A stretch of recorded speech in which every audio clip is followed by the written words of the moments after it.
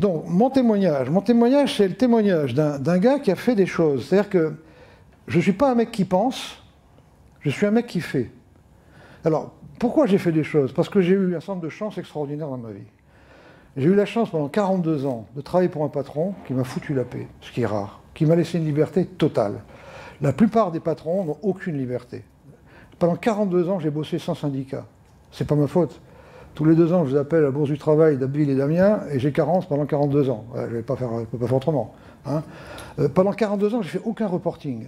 Mon patron, Max Rousseau, qui a créé la Puma Reims, qui est un mec génial, a eu jusqu'à 12 000 salariés, 30 sociétés, il n'a jamais demandé un rapport écrit. Tout était en verbal avec lui. Hein. J'ai jamais fait une réunion avec lui. La réunion, il ne connaissait pas. Il passait son temps au téléphone, comment vas-tu? Il appelait ses patrons de boîte. Et lui, il parlait jamais boulot. Mais si on parlait boulot, on allait jusqu'à la conclusion. Et la conclusion, c'était « Ouais, c'est pas idiot ton truc. » Voilà. Il disait pas oui, il disait pas non, c'est pas idiot ton truc. Il vous donnait son jugement d'ancien. Vous lui disiez « Ce que tu vas faire là, c'est une connerie. Parce que, maintenant, tu es sur le terrain, tu es mieux placé que moi. Si tu y crois, fais-le. » Donc j'ai été libre toute ma vie. L'autre chance que j'ai eue, c'est que j'ai grandi dans l'incertain. Enfin, j'ai grandi dans le certain et dans l'incertain. Mon père était militaire. Mon père faisait partie de ces gamins que Pétain avait planqués dans les Alpes et dans les Pyrénées pour éviter d'être réquisitionnés par les Allemands, au STO. Et donc, à la fin de la guerre, De Gaulle, donc ça a fini en résistance, parce qu'il était dans le Vercors, donc les Anglais ont balancé des armes. Et à la fin de la guerre, De Gaulle a dit à ces gamins-là, si vous voulez, rester dans l'armée. Et mon père restait dans l'armée. On part au Maroc, et puis il va 3 ans en Indochine. Et pendant toute ma petite enfance, j'entendais ma mère écouter des informations, et on parlait d'opération en Indochine. Et comme on avait opéré de l'appendicite, j'imaginais qu'on ouvrait des gens en permanence. Je ne comprenais pas bien. Mais je grandis dans cette ambiance-là de dire qu'il se passe quelque chose de bizarre. À 12 ans, Suez. Mon père va faire Suez. Alors Suez, grosso modo, c'est Nasser, qui a tort ou raison, peu importe, nationalise le canal. Les Anglais et les Français qui avaient des intérêts débarquent. Hein, et les Russes font les gros yeux. Et les Ricains disent aux Français aux Anglais, revenez parce que ça va mal finir. Donc mon père fait Suez, ça dure quelques semaines. Mais ça me conforte dans cette idée-là qu'il y aura une guerre un jour. Hein, puis à 16 ans, il y a les fusées à Cuba, ça me reconforte dans cette idée-là. Et puis de toute éternité, chaque génération a fait sa guerre. Hein, mon grand-père a fait 14, mon arrière-grand-père a fait... c'est assez curieux d'ailleurs, parce qu'il a été conquérir le Tonkin, et puis il a fait 70, j'ai un ancêtre qui a fait les guerres napoléoniennes, etc. Donc je prends conscience que je ferai la guerre, comme tout le monde. Et là, je me dis, autant être capitaine, puisqu'on devait la faire en 75-80. Et la première chance que j'ai, c'est que compte tenu de ce fait-là, je me dis, je vais faire les EOR. Et je fais les EOR d'artillerie. Et chance, comme je courais vite et longtemps, ce qui est une qualité énorme chez les militaires, je finis bien placé aux EOR. Et ils me gardent au groupe école. Alors le groupe école de l'artillerie, c'est un régiment qui est en permanence en manœuvre. J'ai passé 1 an en manœuvre. Mes copains sous-lieutenants étaient dans les régiments, ils faisaient 10 jours de manœuvre en 1 an, et puis ils ont fait un an de vie de caserne, quoi. Et nous, on était en manœuvre en permanence, parce qu'il y avait les Saint-Syriens, les Polytechniciens, les Syriens, les Égyptiens, qui venaient essayer le matériel pour l'acheter éventuellement. Donc en permanence en manœuvre, je comprends très vite que c'est pas parce que je suis sous-lieutenant que je vais pouvoir m'imposer avec des mecs qui ont le même âge que moi. Et puis surtout, j'avais 2 adjudants qui avaient 40 ans, qui avaient fait l'Algérie, qui connaissaient le matériel mieux que moi. Et inconsciemment, je fais en sorte que les choses se fassent toutes seules. C'est-à-dire, j'apprends à faire en sorte que les choses se fassent toutes seules. Parce que je me dis, commander ces gens-là, c'est pas possible. Et puis, j'en arrive à donner des ordres idiots à des gens intelligents. Quand on joue à la guerre et que c'est pas la guerre et qu'il fait froid, puis dire aux gars, on peut pas faire de feu, parce que les Israéliens, les Palestiniens, pas les Palestiniens, les Égyptiens ou les Saint-Syriens qui venaient faire leur truc, eux, ils jouaient à la guerre. Et alors, des années plus tard, je découvre cette définition du management que j'aime bien, je reviendrai de François Julien, hein, qui dit « il faut agir sans agir », qui n'est pas ne rien faire du tout, c'est une forme de laisser-faire pour faire en sorte que les choses se fassent toutes seules. Et j'apprends ça au service militaire. Alors, ce qui est en haut est primordial. J'y reviendrai vers la fin, ce truc-là, parce que pour moi, c'est la vraie définition du management. Supprimer les contraintes. Hein, le boulot, c'est supprimer les contraintes. Internes, les seules contraintes tolérables sont les contraintes clients. On est tellement stupide qu'on coupe le téléphone. Laissez votre téléphone allumé, bon sang. Ce que je raconte, ce qui se raconte dans l'entreprise n'a aucune importance. On se coupe de l'extérieur, parce qu'on se regarde le nombril. Hein, les contraintes internes empêchent d'entendre les contraintes externes. À l'extérieur, il y a tout. Il y a le fournisseur, il y a le client, il y a le député, tout est dehors. D'accord ? Les exclusions. Pourquoi certains ont une place de parking, pas d'autres ? Mais j'y reviendrai tout à l'heure. Hein. Mais retenez ça. Agir sans agir, qui est une forme de laisser-faire, qui n'est pas de rien faire du tout, mais qui revient à faire en sorte que les choses se fassent. Et j'apprends ça au CSMITER. Autre chance, le soir du CSMITER, cherche du boulot. À Reims, il y a une grosse boîte qui s'appelle La Pub, créée par Max Rousseau. Max Rousseau, c'est un ingénieur chimiste qui, après-guerre, s'est dit on a besoin d'acier. L'acier, le fabriquer, ça coûte cher, je ne sais pas faire. Donc il achète de l'acier en Belgique, et puis il le transforme. Il le refend, il le lamine, etc. Puis très vite, il intéresse les Belges, et il fait une société à 50-50. Puis après, Arcelor reprend, etc. Puis après, c'est Mittal. Et Max Rousseau, au même moment où je fais ma demande de boulot, où j'envoie un CV, Max Rousseau, il y a un collaborateur qui lui dit « Tiens, au fait, il n'y a plus d'affineur de cuivreux. Le dernier a déposé le bilan, il n'y en a plus. » Et Max, qui est un entrepreneur né, lui dit « Si, il y en a un, nous. Je ne sais pas ce que c'est, mais s'il n'y en a plus, il y a de l'argent à faire. Monte une affinité de cuivreux. » Le gars, il ne connaissait rien, personne ne connaissait rien dans le groupe. Moi, mais la coïncidence fait que mon CV arrive en même temps. Je suis convoqué, puis on me dit « Vous connaissez les cuivreux ?» Moi, je suis métallurgiste de formation. Je dis un peu, mais sans plus, parce qu'on m'avait appris à 90% les fontes, les aciers, les inox, à 9% les alus, à 1% le magnésium, puis les cuivrons, on est passé une après-midi, quoi. C'est pour faire des cloches et des hélices, quoi. Bah, pourquoi pas. Donc, alors ça a été une chance, pourquoi? Parce que Max Rousseau est à 55 ans dans toutes ses entreprises. Or, cette petite boîte-là, il a fait que c'est sous à lui. Comme c'est sous à lui, il avait des liens privilégiés. Et donc, j'ai pu me faire remarquer. Si j'étais rentré dans la pub dans les 2000 ou 3000 où j'étais déjà, ils ne m'auraient jamais vu. Je n'aurais pas pu me distinguer. Hein. Et notre premier contact, c'est que je crée un laboratoire. On avait racheté une usine désaffectée à la campagne, à 30 km de Reims. Je crée le labo. Et au bout de 3 mois, on nous dit, le grand patron vient visiter. Et je vois débouler. Alors, à l'époque, c'était la mode, c'était une fois dans l'Ouest, le film, là. Un mec qui avait, genre Jean Gabin, vous voyez, 1m80, la même gouaille un peu, le grand chapeau cache-poussière en cuir, enfin, il se la jouait, quoi. Il arrive avec la grosse Mercedes, il avait une Mercedes avec les portes, vous savez, les portes papillons, là, à l'époque, c'est la mode. Il passe discrètement dans le laboratoire, il me serre la main comme ça, puis il me dit ça va, mais en passant, quoi. Et moi, je dis non, ça va pas.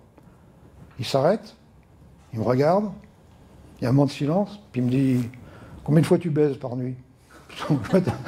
Moi, je tombe des nues, je m'attends à tout, ben, j'ai écouté, je suis marié, ça m'arrive. Il me dit alors, si tu baises, c'est que ça va. Pour le reste, tu te calmes, tu viens me voir quand tu veux. Et il s'en va. Je passe 3 semaines à taper un rapport. Alors, il faut voir ce que c'était. Tu as tapé un rapport à l'époque, tu n'avais pas Word, hein, schlag, il n'y a même pas la marguerite ni la boule, hein, c'était bon. Je prends rendez-vous, la secrétaire m'introduit, il ne me reconnaît pas sur le moment, puis il me dit ah oui, t'es le mec qui baise et qui n'est pas content, assieds-toi. Je lui tends le rapport, il pousse sur le coin de la table, il me dit je sais pas lire, raconte. Voilà, c'était la première leçon. Tout dans le verbal.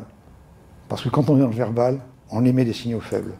Et maintes fois au téléphone, il me disait qu'est-ce que t'as dit là? C'est pas con, le pauvre gars. Ou inversement. Je dis ah oui, monsieur Rousseau, c'est bien. Et voilà, le verbal. Arrêtez le reporting écrit, arrêtez les réunions, bon sang. La plupart des réunions, c'est pour satisfaire la mégalo du chef, ça sert qu'à ça. C'est évident, on perd son temps là-dedans. Hein. Je raconte un truc qu'il ne pouvait pas comprendre, parce que bah, la Fluo X, ça démarre à peine. Et il me dit, ça vaut combien ton BINS là? Ben, je dis 50 millions. Il me dit, tu réalises, le capital de l'entreprise est de 40 millions. Bah oui. Alors j'essaie de défendre le bout de gras, puis très vite, il me dit, tais-toi. Moi, je me tue. Il me regarde fixement, puis il me dit, t'as une bonne gueule, vas-y. Voilà. Il jugeait des hommes, il ne jugeait pas des idées. Je grandis dans cette boîte-là. 70, Favi, la boîte dont je vais vous parler, dépose le bilan. Comme c'est un client, Max la rachète, et moi j'y vais de 70 à 80 en tant que métallurgiste, pour mettre au point les alliages, dans les alliages fourchettes, enfin un certain nombre de trucs comme ça.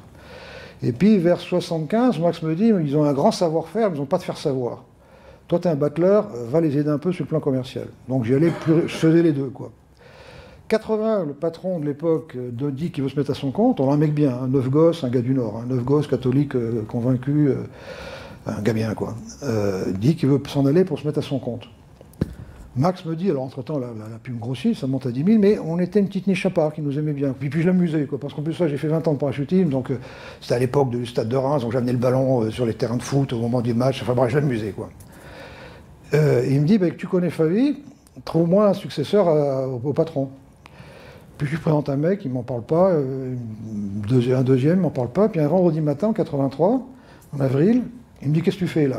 Ben, je dis, rien spécial, monsieur, il vient me voir. Alors je descends à Reims, puis il me balance une pièce de 20 $ en or à le bureau. Et puis il me dit, je ne suis pas superstitieux, mais ça peut te porter bonheur. Alors je prends la pièce de 20 $, puis à ce moment il se lève, puis il me dit, suis-moi. Je dis, on va où? Il dit, tu verras bien. À l'époque, il avait un hélico, c'était la belle époque, on monte dans l'hélico. Alors moi, je pars en toute confiance, parce que le pilote, en plus, c'est le pilote qui nous larguait le week-end avec les copains, Donc c'est un copain, quoi. Hein, bon. Donc moi j'étais derrière dans l'hélico avec ma pièce à la main, on décolle, on va en Picardie, on se pose devant famille, moi je ne me pose pas de questions. Hein. Le directeur de l'époque sort, et Max lui dit réunis l'usine. Donc vous voyez, le pilote reste à sa place, les portes ouvertes, il y avait Max, Dominique, moi, et puis Max, enfin on était tous les trois là, quoi. Puis quand toute l'usine était réunie, Max dit bon, Dominique veut s'en aller, souhaitons-lui bonne chance. Son successeur c'est lui. Et il remonte dans l'hélicoptère, il ferme la porte et il décolle. Et moi je me retrouve sur la pelouse avec ma pièce en or, en disant putain il s'est passé un truc là, je n'ai pas compris.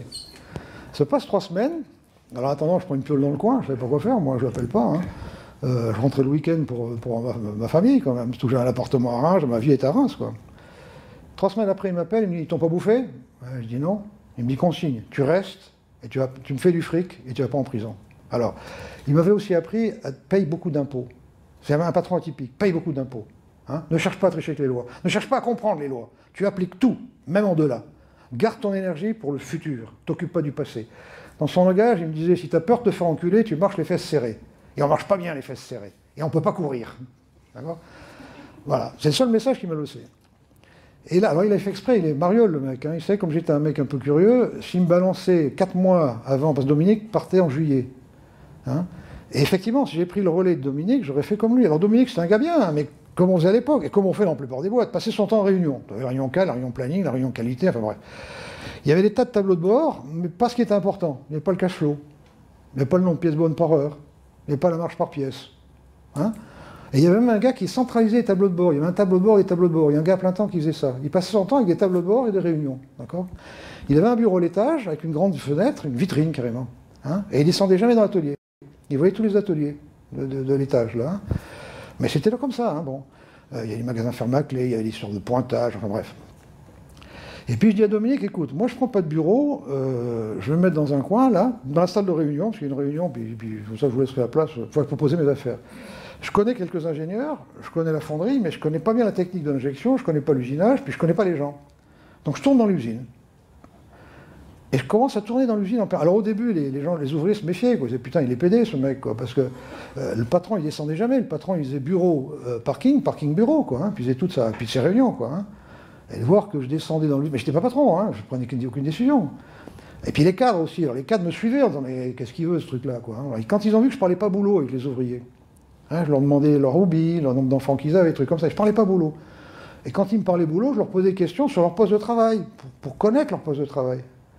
Donc ça les a rassurés. Puis un jour, j'ai réuni les cadres en disant, écoutez, parce que c'était grotesque, quoi. Quand je rentrais en fonderie, Claude, le chef de fonderie, me suivait. Quand je passais un outillage, Dédé, le patron d'outillage, me suivait, quoi. Tu vois, il se passait le relais, quoi.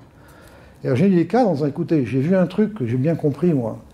C'est que vous avez pissé autour de vos services. Mais il y a un truc que vous n'avez pas vu, c'est que quand je suis descendu de l'hélicoptère, moi j'ai pissé autour de l'usine. Donc je suis partout chez moi. Donc ils m'ont foutu la paix. Et là, je vois des trucs aberrants. Je vois des trucs aberrants. Alors, le gars qui perd 10 minutes pour changer une paire de gants, alors qu'il est sur une machine à 20 francs la minute, et que les gants valent 6 francs. Mais putain, 200 balles la paire de gants à 6 francs, ça fait cher, quoi. Hein. Puis je vois que je me dis, le mec, il cherche sa monnaie une minute, ça fait 20 balles le café, alors que le café, ça fait 30 centimes. Il y a un lapsus, quand même, quoi. Je vois qu'on sanctionne des gens qui ne font pas exprès d'arriver en retard. Je vois des trucs aberrants, mais je ne sais pas quoi faire. Et comme j'ai fait 11 ans de CNAM, moi, parce que le CNAM, j'ai piqué au fur et à mesure, parce que au fur et à mesure que j'ai grandi, le technique financière et bancaire, je ne connaissais pas, donc j'ai fait technique financière et bancaire. Bon. Quand la fluo et puis tout ce qui est spectro a évolué, j'ai fait cristallographie. Enfin, j'ai été chercher aussi bien sur le plan technique que sur le plan managérial, comme je vais dire, de gestion, hein, parce que je fais une grosse différence entre la gestion, sens des chiffres, par les chiffres, pour les chiffres, et le management, sens des hommes, par les hommes, pour les hommes. D'accord ? Hein. Rappelez-vous que manager, alors c'est ma définition, il y a 100 définitions du management. Ma définition étymologique, ça vient de ménager, un manager, c'est du français ménager, et ça vient de l'italien manipuler. Les Italiens, pour me dire manipuler, ont 2 mots. Quando faccio così con i mani, manipolare, ça c'est manipuler, manipolare. Quand je manipule des gens, c'est maneggiare. Autrement dit, manager, c'est manipuler en ménageant. Parce que la vie est manipulation, il faut arrêter l'hypocrisie, la vie est manipulation. Quand j'étais très jeune, plus jeune, c'est fou les manipulations, je me mettais en œuvre pour pouvoir tirer un coup tranquillement, de temps en temps avec ma femme, sans lui demander. C'est ça le management. Faire en sorte que les choses se fassent toutes seules. Donc, je vois des trucs comme ça, mais bon, c'est tout, je constate. Fin juillet, Dominique part en retraite, on fait une petite fête. Et au mois d'août, mais sans réfléchir, je veux dire, sans réfléchir, au mois d'août, je fais murer la fenêtre. D'abord parce que je prenais pas ce bureau, puis comme je tournais dans l'usine, j'avais pas besoin de la fenêtre. Je fais murer la fenêtre. Il y avait des places de parking, il avait le nom du patron, puis il y avait 4-5 cadres. Et puis je vois que le garagiste du village, là, je dis tiens, faites-moi des plaques où il y a marqué client, vous voyez, comme des plaques de musculation, mais client. Et puis moi-même, au mois d'août, je vire les plaques des noms et je mets client. Tu vois? Et puis je fais installer des sources d'eau chaude et puis de distributeurs de café, chocolat, un peu partout dans l'usine. Partant du principe, encore une fois, que vaut mieux faire le café gratuit à 30 centimes que ça coûte 20 balles parce que le gars cherche sa monnaie, quoi. Tu vois? Des choses de bon sens. Ah, je vais faire les chiottes aussi.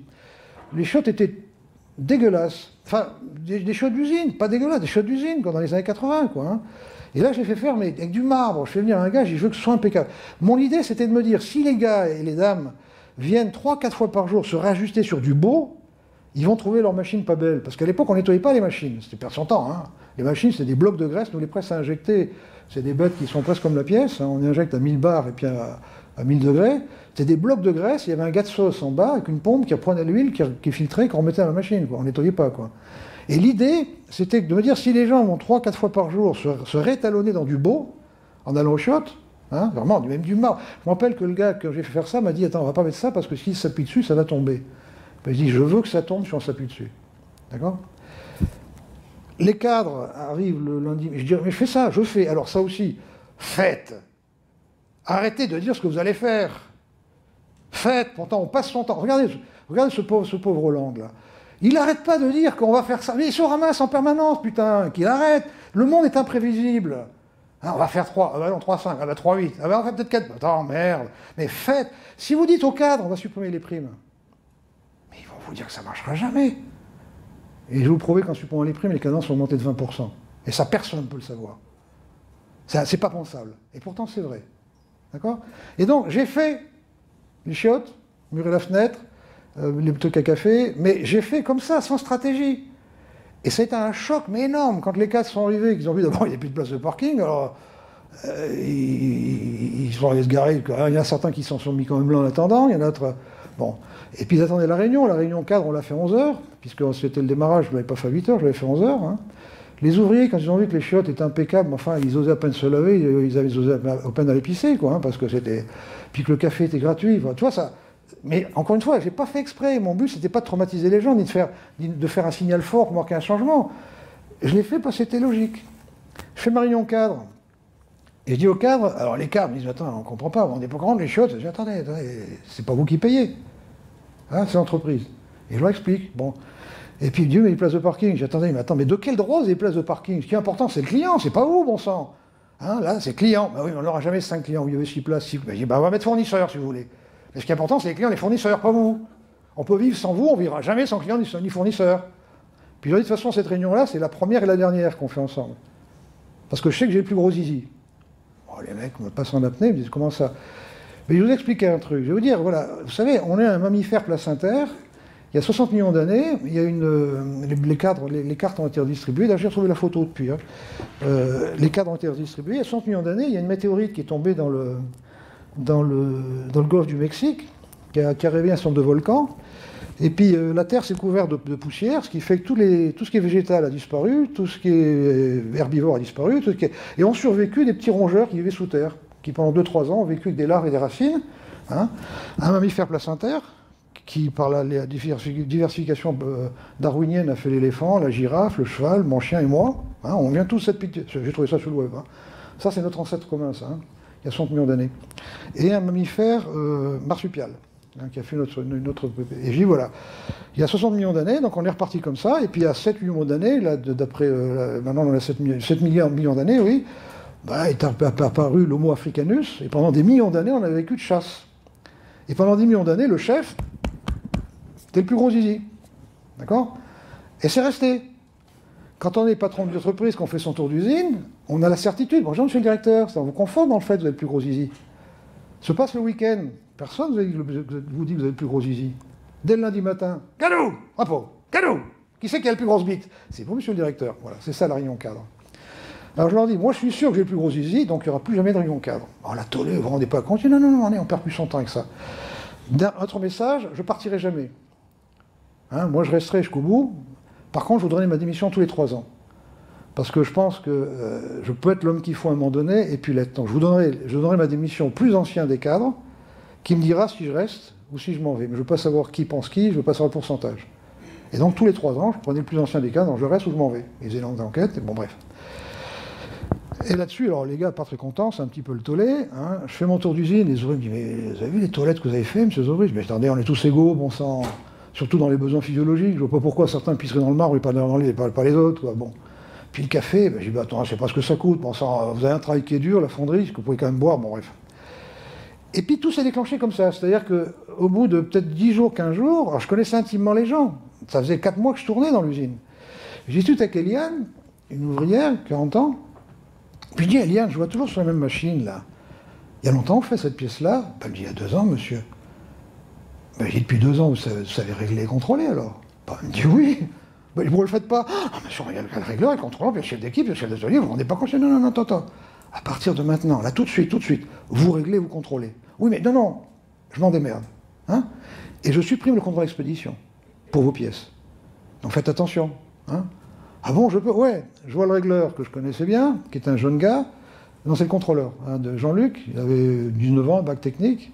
J'ai dit, Jean-Luc, le commercial, ça vous intéresse? Ouais, mais ça vous intéresse ou non? Ouais, bon, allez, dégagez, vous allez voir Siegfried, c'est le seul commercial qu'on avait. On s'occupera de vous après. Le régleur, qui est un ancien outilleur, qui est à 18 mois de la retraite, Joseph, je dis, Joseph, vous êtes à 18 mois de la retraite, vous? Ouais. Je vous donne 10% d'augmentation. Ça vous embête de repasser l'outillage pour vous finir vos jours? Oh, bah non, je serai avec les copains. Mais quand? Maintenant, tout de suite. Vous y allez, j'irai voir votre chef de service après. Je le dégage. Et comme il contrôlait 5 machines, je prends les 5 opérateurs, les 2 dames et 3 hommes, hein, je les réunis en disant, à partir de maintenant, vous réglez, vous contrôlez. Hein, et je supprime le contrat d'expédition. Et très rapidement, il faut 20% de pièces en plus. Et très rapidement, je me rends compte qu'ils sont heureux, que les femmes se maquillent mieux, que les mecs qu'ils sont heureux. Et je fais une corrélation performance-bonheur. Et là, je me dis, il n'y a pas de bonheur sans performance. Et pourquoi ils sont heureux? Parce qu'ils s'auto-organisent. Et là, je comprends que l'autonomie, c'est une abstraction. L'autonomie, c'est un vocable intéressant pour faire des congrès de RH. Mais c'est une abstraction. C'est l'auto-organisation, laisser les gens libres de s'auto-organiser. C'est ça, la véritable autonomie. Et je retiens que ça. Mais je ne comprends pas les 20%, parce qu'ils allaient à peine plus vite. 10 ans après, je tombe sur la loi de Père de Taguchi. Alors, je vous vends ça parce qu'elle est terrible, cette loi de Père de Taguchi. Taguchi est un japonais, comme son nom l'indique, qui dit que le coût croît comme le carré de la distance au nominal. Alors les centraliens, parce que j'ai le bonheur depuis des années d'intervenir dans les grandes écoles, sont amusés à recalculer ça à partir de la courbe de Gauss, truc machin, etc. Hein. Le coût croît comme le carré de la distance au nominal. Je m'explique. Supposez une pièce qui fasse 10 mm de diamètre au nominal. Et supposez que par construction, elle peut faire entre 9, il décale vers le bas, ok, et 11. D'accord? Quand vous êtes ici, vous êtes au coût minimum. Quand vous êtes là, la pièce est toujours bonne, mais elle est au coût maximum. Et je réalise un truc. Est-ce que vous imaginez un régleur qui passerait toutes les 2 heures sur les machines sans jamais régler? C'est la fin de son boulot. Donc le régleur, il se règle là, pour que ça sorte de temps en temps. Eliane, elle se réglait là. Mais les ouvriers sont réglés là, au nominal. Le gars, il se met à la limite pour justifier sa place. Et toutes les 2 heures, il me paume un quart d'heure, le mec, pour régler la machine, il me fout des pièces en l'air pour les... Et elles sont là, mes 20%. Ils sont là, mes 20%. Eliane, si au four du temps, parce qu'elle réglait, ben, ça, les voilà, ben, elle va réajuster là, puis elle sort jamais du truc, elle fout jamais des pièces en l'air. Puis Eliane, comme je l'ai laissé libre, parce qu'au bout d'un an, les gens me disent, écoutez, ça bouge jamais, pourquoi on contrôle toutes les 2 heures? Ben, je dis, démerdez-vous, je vois ça que le service qualité, il n'y a pas de service qualité, c'était le contrôle à l'époque, hein. Je dis, vous verrez ça. Ils ont passé les contrôles, ils contrôlaient toutes les 4 heures. Puis après, il y a eu le SPC qui est arrivé, qui a permis, bon, je ne peux pas vous faire, vous connaissez le SPC pour la plupart, hein, qui permet de savoir quand il faut régler, etc. Et après, quand j'ai réfléchi, je me suis dit, mais tous les services des supports sont là. Vous verrez jamais un support qui se met là où il ne servira à rien. Il vous met des indicateurs qui sortent. Vous avez déjà vu un radar devant une école, vous? Là où c'est dangereux? Vous avez déjà vu un radar mis là à un endroit où ils vous mettent là où ils peuvent vous baiser? Juste derrière le panneau de l'entrée de visage quand c'est en descente. Et c'est là que je me dis, mais toute la structure ne sert à rien. La structure ne se justifie que parce qu'elle se met à la limite de la tolérance. Foutez la paix aux gens. Alors après, j'apprends le Kaizen. Les règles du Kaizen, c'est celui qui fait, qui sait. C'est la première règle du Kaizen. Deuxième règle du Kaizen, le confort est productif. Eliane, ça l'emmerdait de régler sa machine. Donc elle faisait tout ce qu'il fallait pour ne pas régler sa machine. Donc elle la mettait au mieux. Hein, ça, c'était le déclic. Alors ça, je vous le revends, ce truc-là. Alors, mon témoignage, c'est un témoignage, encore une fois. Moi, ce que j'aurais, c'est que vous adoptiez, que vous compreniez ma démarche intellectuelle. Et c'est cette démarche intellectuelle qu'il faut appliquer à chacun. Parce que j'ai eu la chance, encore une fois, moi, de grandir pendant 42 ans sans syndicat. Et chacun sait ce que sont les syndicats à la française. Tous, sauf les syndicats. Sans contrainte du patron. La plupart des patrons passent 25% de leur temps avec les syndicats, 25% en reporting, quand c'est pas plus. Ils bossent qu'à 50%. J'ai eu la chance aussi dans le privé. Les gens parmi vous travaillent dans le public. Dans le privé, l'animal placentaire, le mammifère placentaire que nous sommes, a gardé les deux seuls leviers de tout animal. L'instinct de conservation, hein, et l'esprit de récompense, la notion de récompense. Le gars qui est dans le public, il n'y a pas d'instinct de conservation, et tu ne peux pas distinguer du bon du mauvais. Donc il faut trouver votre chemin.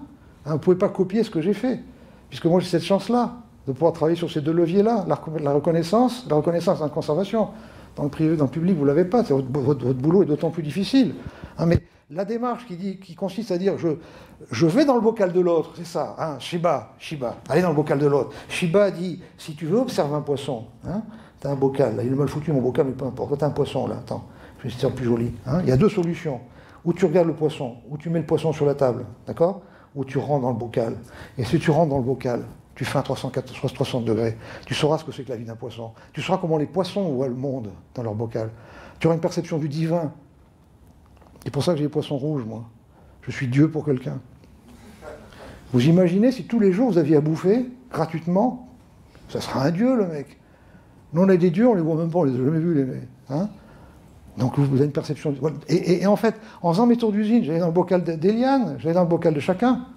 Et c'est comme ça que j'ai pu percevoir les choses. Allez dans le bocal de l'autre. Hein, et là, vous aurez des intuitions. Et passer de l'intuition à l'action. Vous savez, moi, je ne réfléchis pas. Vous savez régler. Eh bien, réglez. Pas commencer à faire une réunion en disant nous pourrions envisager deux, etc. Ça n'aurait jamais marché, mon bordel. D'accord? Là-dessus, toujours, mais ça se passe en septembre, tout ça, vous voyez, ça se passe très vite. Fin septembre, je vois un fondeur qui ferme les fenêtres en fonderie, puis il faisait chaud. Alors je savais qu'il avait 25% de prime, parce que ça me prenait 2 jours par mois, puis ça m'emmerdait. Puis je discutais avec le fondeur, je dis mais pourquoi vous fermez la fenêtre? Il fait chaud. Puis le mec finit par m'avouer ce que je ne savais pas, c'est que tous les jours à 15 heures, le contremaître notait la température, et c'est la température de moyenne du mois qui fixait le montant de la prime de chaleur. Donc les mecs fermaient la fenêtre pour qu'il fasse chaud. J'ai dit, putain, on est con. Alors, je vois un cadre qui va, je dis, arrêtez tout, allez, réunissez-moi l'usine, tout de suite, là, tout de suite. Je prends un tas de palettes, je m'en sous le tas de palettes, et puis quand tout le monde était réuni, je raconte l'histoire, en disant, attendez, on est devenu stupide. C'est pas parce qu'on vous donne de l'argent qu'il fait moins chaud. Je répète lentement, parce que les gens qui ont fait SC ont du mal à comprendre en général. Hein. D'accord? Alors on discute. Et puis je leur dis, écoutez, jusqu'à 25% de prime. Écoutez, je suis arrivé à peine, le patron m'a filé une prime. J'ai encore rien foutu, il m'a filé une prime. J'ai dit, c'est stupide ce truc-là. Puis on débat. Puis à un moment donné, ça me vient comme ça, sur mon temps de palais. Je dis, mais attendez, si on prenait ce que chacun a eu depuis 2 ans, tous, parce qu'il dit Siegfried, le commercial, il était là, le gars, il a des primes sur le nombre d'affaires, les demandes de prix qu'il ramène. Il nous ramène n'importe quoi. À chaque fois, il a une prime, même quand c'est pas pour nous. Alors là, il dit un peu la gueule. J'ai Marianne, vous vous rappelez le coup du PQ? Alors ça m'a arrangé. Marianne avait acheté du PQ 25% moins cher. Alors elle était venue me voir pour une prime. J'ai dit, attends, on va voir ce qu'il vaut le PQ. C'était tellement dégueulasse qu'on prenait 3 feuilles au lieu d'en prendre une. Hein, alors je dis, vous vous rappelez le PQ? Ah ouais, bah, le PQ, bah, un petit peu qu'on s'en rappelle. Bon, tu vois, bon. Et Marianne, elle a eu une prime. Elle a eu une prime, bah oui, parce qu'elle... Bon, bref. Et puis si on prenait ce que chacun a eu depuis 2 ans, puisque s'il l'a eu, toute prime confondue, c'est qu'il l'a mérité. Et on le met dans le salaire, il n'y a plus de prime. Qu'est-ce que vous en pensez? Alors les cadres étaient contre. Et j'avais moins d'ouvriers que j'avais de cadres de maîtrise à l'époque. Hein. J'avais moins d'ouvriers que hein. Et puis les ouvriers, bien sûr, étaient... La maîtrise hésitait. Puis à un moment donné, je dis, bon, allez, on vote. À main levée. Vous êtes d'accord? Ouais. Et je triche. Parce qu'il n'y a que moi qui voyais tout le monde.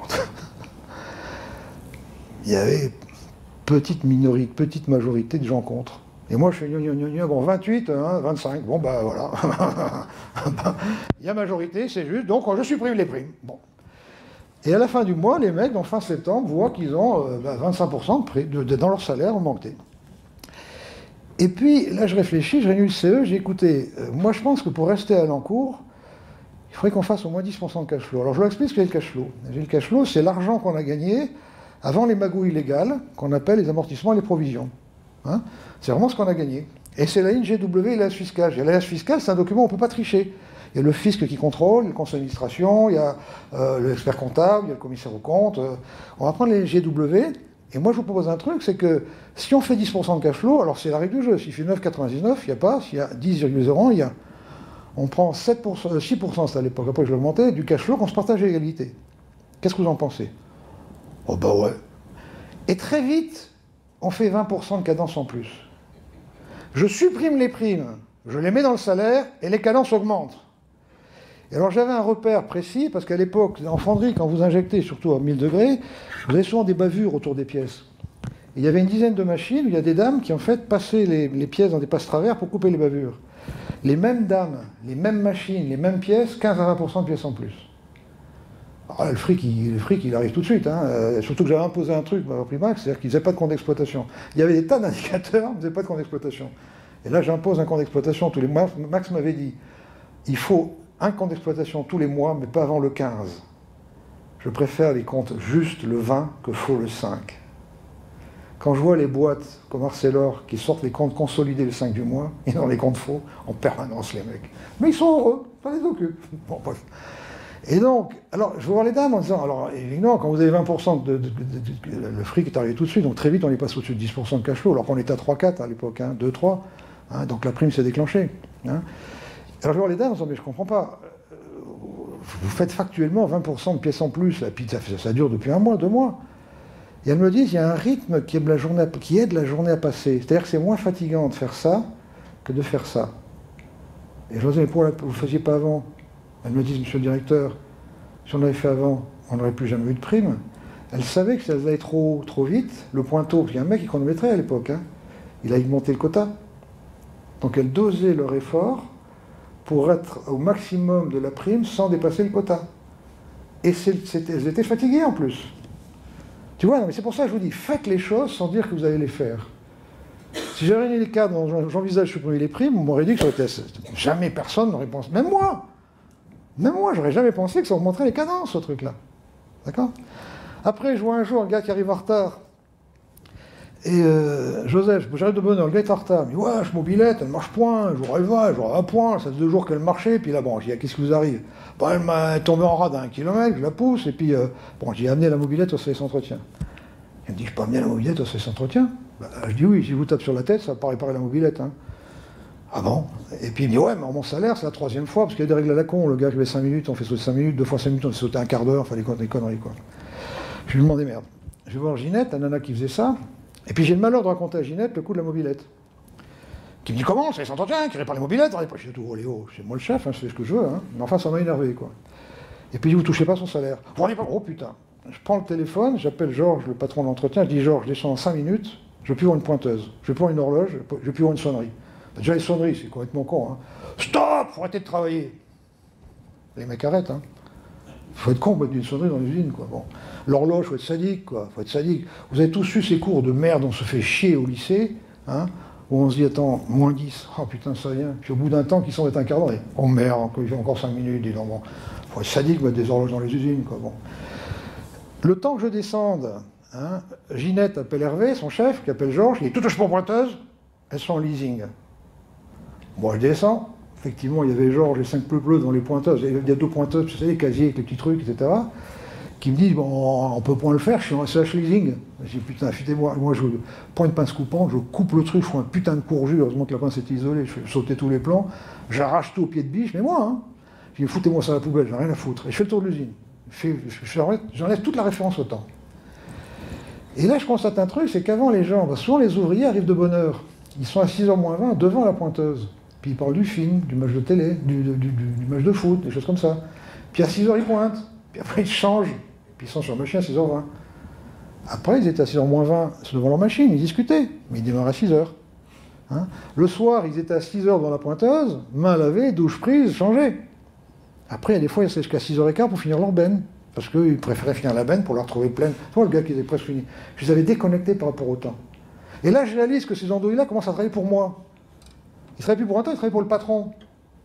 Et alors, je commence à dire, mais attendez, vous n'avez pas compris, les mecs, c'est vous qui me nourrissez. C'est pas moi qui vous nourris. Si j'arrête de bosser, ça peut qu'aller mieux. Si vous arrêtez de bosser, moi, je ne bouffe plus, faites pas les cons, hein. Il a fallu que je me dévalorise vis-à-vis des ouvriers, parce qu'ils bossaient pour moi, ces andouilles, et pour que à ce moment-là seulement apparaisse le client. Et là aussi, je me suis dit, attends, parce que l'histoire des lianes, ça m'a fait prendre conscience d'autre chose, c'est qu'il y avait des cloisons. Entre le régleur, le contrôleur et l'ouvrier, il y avait des cloisons. Et il y a des diables dans les cloisons. C'est quand il y a une pièce mauvaise, le régleur trouve la pièce mauvaise, donc on voulait savoir de qui c'était la faute. Et c'était forcément la faute de l'ouvrier. Ça peut pas être le régleur, qui avait mal réglé. Il y a le régleur, quand même. C'est pas le contrôleur qui va le contrôler, quand même, le contrôleur. D'accord? Donc ça crée des tensions. Donc je me dis, il faut que je supprime les cloisons. J'avais des cloisons entre la fonderie, la découpe, la finition, etc. Quand une pièce mauvaise, c'est pas moi, c'est l'usinage, c'est tout bon. Donc ça, j'avais ça, tout ça dans ma tête, tu vois. Mais je me suis nourri de mes expériences concrètes. Là-dessus, une grosse commande, la première grosse commande automobile qu'on a, c'est en 80, début 84. Moi, je fais mon cinéma entre 6 mois. Là, en 6 mois, je fous tout en l'air. Je fais un grand discours en fin d'année. Alors, pour faire court, et pour ceux qui n'ont pas les bouquins, et puis c'est pas nécessairement obligatoire d'avoir les bouquins, toc toc, sachez que, comme j'interviens dans les grandes usines, les 4 bouquins que j'ai écrits, alors là, j'en ai pas pris beaucoup, j'en ai pris un petit peu, j'ai fait un petit dépliant, mais j'en donnais peut-être à Bernard, il verra ce qu'il fait avec, en 4 pages, où j'ai essayé de résumer l'essentiel du management auquel je crois. Hein, il résume tous les bouquins. Les 4 bouquins qui sont là, vous ne les achetez pas, vous faites favi.com. Si vous faites favi.com, peut-être que certains d'entre vous l'ont déjà fait, vous avez notre entreprise et vous tombez sur management. Si vous cliquez dessus, vous allez tomber sur... Alors il y a aussi maintenant, parce que Google, comme c'est beaucoup consulté, Google a fait des trucs à part où il y a un Favi Histoire, Favi Système, Favi Outils. Hein, si vous cliquez sur Favi Histoire, enfin là, le premier c'est quoi? C'est Système. Ben, vous allez voir, j'ai déterminé 70 points de différence entre l'entreprise classique que vous connaissez et l'entreprise à laquelle je crois. Hein. Si vous cliquez dessus, il y a 400 pages de barata. D'accord? Hein, moi je crois qu'il n'y a pas de notion de risque. Alors vous cherchez le zéro risque. Hein, moi je pense qu'il faut laisser des chances au hasard. Après vous avez, si vous cliquez sur les outils, alors les outils, c'est la base de Favi. Favi dépense de 10 à 12% de masse salariale en formation. Envoie des ouvriers au Japon tous les 2 ans. Parce que c'est les ouvriers qui doivent connaître les outils. C'est pas les cadres ne peuvent pas comprendre. Hein, c'est les ouvriers, d'accord? La base de Favi, c'est que mes ouvriers manient l'AMDEC. Ils ont même inventé l'AMDEC sécurité. C'est eux qui ont inventé ça, c'est pas moi. Quand on leur a inventé l'AMDEC qualité, ils ont dit pourquoi on ne fait pas l'AMDEC sécurité? Ben, c'est quoi ça? Ben, ils disent quand on nettoie une machine, quand on déplace une machine, enfin il y a 6 cas comme ça. Après on fait un AMDEC, pour voir ce qui peut arriver, si c'est grave, si ça se voit, ça paraît souvent, ils font les AMDEC sécurité. Vous voyez? Hein? Donc les outils de Favi, les outils quality control, on a traduit ça par contrôle par la qualité, mais tout control en américain c'est maîtriser, c'est pas contrôler. C'est la maîtrise de ce que je fais, de mon poste de travail, par la qualité, à condition que l'ouvrier comprenne les outils de la qualité. Et c'est pour ça que je me suis amusé à décomposer une centaine d'outils de la qualité en une page recto verso pour qu'un ouvrier comprenne. Parce que si l'ouvrier ne comprend pas l'AMDEC, ça ne sert à rien. Ça sert qu'à nourrir les parasites dans les bureaux. On a supprimé le service qualité, c'est quand même assez incroyable. Hein. On fournit 60% du marché automobile européen en exclusivité. C'est-à-dire si demain on brûle, il y a 60% des bagnoles qui sortent plus en Europe. Nos clients prennent le risque. On fournit tous les constructeurs automobiles, sauf Mercedes. Enfin, si indirectement. Mais BMW tous. Hein.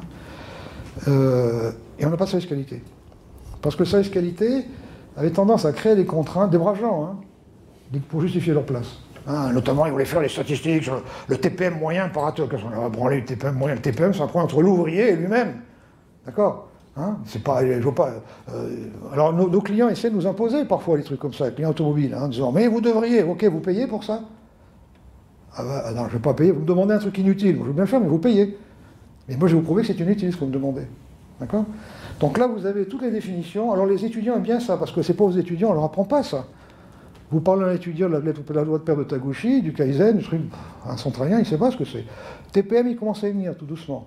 Hein, TPM, il commence à y venir tout doucement. Mais c'est une faillite intellectuelle complète, notre système éducatif, hein, par rapport aux Japonais. Hein. Bon, bref. Et puis après, vous avez l'histoire. Alors, vous verrez plus en détail, parce que moi, je suis court, là. Hein. Alors, c'est l'histoire, comment j'ai mis ça en place. Et puis après, c'est des belles histoires d'ouvriers que j'ai vécues. Enfin, ça pourrait faire des beaux films. Donc, vous avez ça en truc. Dans le même temps que tout ça se fait... Alors, donc, première affaire automobile. Et là, je me dis, alors à l'époque, on était structuré de façon classique, hein, comme tout le monde, hein, comme tous sont structurés mes concurrents. Hein. C'est-à-dire qu'il y a fonderie, il y a réception, fonderie, découpe, finition, usinage, assemblage, gna gna gna, enfin bref, service du personnel, truc, machin, etc.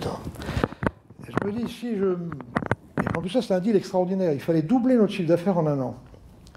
Parce qu'à l'époque, dans les années 80, l'automobile ne suivait pas ses fournisseurs comme maintenant. Et ils ne réalisaient pas que l'affaire qu'ils nous donnaient, il fallait doubler le chiffre d'affaires. Et je me dis, si je commence à travailler avec ça, je ne m'en sortirai pas. Et j'ai l'idée d'extrapoler ce que j'avais appris avec Eliane. Je me dis, d'abord, je fais peindre les sols en bleu. Bon, ça frappait les gens, parce qu'à l'époque, personne ne peignait les sols dans les usines. Ça ne se faisait pas. Les sols, ils étaient pleins de goudron, pleins de graisse, enfin bon, on le nettoyait à peine, quoi. Et je fais dégager une sonde et je fais peindre en bleu, en joli bleu, en me disant, beau, bonheur. Je veux que les gens soient heureux. Et puis je prends une trentaine d'ouvriers qui étaient déjà autonomes et d'ouvrières en réglage et en contrôle, et je leur dis, c'est vous qui travaillerez là. Hein, votre client, c'est Peugeot. Hein, on va appeler ça la mini-usine Peugeot. Objectif, il faut que Peugeot vous aime. Hein. Si Peugeot vous aime, il donnera du travail à nos enfants dans le village. Si Peugeot ne vous aime pas, moi je m'en fous, je parle 4 langues, je trouve toujours du boulot, vous aurez du mal à vivre. D'accord? Et les machines, je les rentre ici, et je les mets ici en ligne, il y avait 3 lignes. Je les mets en ligne, comme ça, les machines. Et puis, en même temps, il y a plein de choses qui m'énervaient dans ce truc-là. Ce qui m'énervait notamment, c'est que quand un client, supposez un client qui prend, ah bah tiens, c'est repassé en premier, quand il a fait ce truc, je sais pas, bon, bah, là, qui prend 1500 pièces par jour, hein, quand il dit en vaut plus que 1000, ça arrive à Chantal. Alors Chantal, elle mettait 2 jours à enregistrer la commande. Alors je vais voir Chantal, en disant, attendez, Chantal, comment on peut mettre 2 jours à enregistrer une commande? Ah, vous ne vous rendez pas compte. Alors je vais voir son jeu, tu ne te rends pas compte. Bon, c'est pas grave. Il fallait attendre la réunion planning, hein, la fin de semaine. Donc pendant une semaine, on faisait 1500 pièces, quoi. Puis après, on descendait de faire 1000 pièces. On décidait de faire 1000 pièces. Et comment on a fait 1500 pièces? Il fallait faire que 800 pièces pour attraper les stocks. Donc ça passait par le lancement, enfin le bordel, quoi. Et là, je me dis, je vais faire un truc, pour chanter ce truc-là, je vais mettre le Telex ici. Je mets le Telex là, parce qu'à l'époque c'est le Telex, et je dis aux ouvriers, tous les matins, vous regarderez. Et en fonction de ce que veut le client, vous déciderez vous-même, si vous passez en équipe, qui est dans quelle équipe. Pour moi, je m'en fous, pas mon problème. Hein. Je vous laisse libre du comment. Vous savez pourquoi, sur la commande, vous savez pour qui, le client, le comment, démerdez-vous. Alors déjà ça, c'est monstrueux comme différence. Toutes les boîtes ne parlent que du comment. On ne sait pas pour qui, on ne sait pas pourquoi. Et les gars qui dictent le comment ne seraient pas foutus de faire ce qu'ils dictent. Parce que moi qui me suis quand même construit 2 engins volants, c'est quand même des trucs. Quand vous bricolez une moto, c'est un truc, je sais faire, mais voler avec un truc, c'est autre chose. Hein. Donc je suis un manuel. Il y a des fois, j'observais pendant toute la semaine un poste de travail, et je venais le week-end pour essayer de le faire. Je ne suis jamais arrivé à faire les cadences des ouvriers. Hein. Et c'est moi qui devrais dire aux ouvriers comment il faut travailler. Les bureaux méthodes, virez ça, putain. Les bureaux méthodes, ils seraient incapables de faire ce qu'ils dictent à faire. Les bureaux méthodes, ils ne sortent jamais de leur bureau en général. Ils sortent pas de leur bureau, les mecs. Et c'est eux qui disent, attends, on n'a plus les moyens. Ce qu'il faut comprendre un truc, c'est pendant les 30 Glorieuses, quand j'ai inventé le frigidaire, la machine à laver, le téléviseur, c'est ma génération qui a inventé ça. J'ai inventé le concept de salle de bain. La salle de bain, dans les années 50, ça n'existait pas. C'était une cuvette qu'on remplissait au palier, sur le palier. D'accord? Quand j'ai inventé tout ça, j'ai gagné un fric fou, énorme. Je pouvais supporter ces parasites.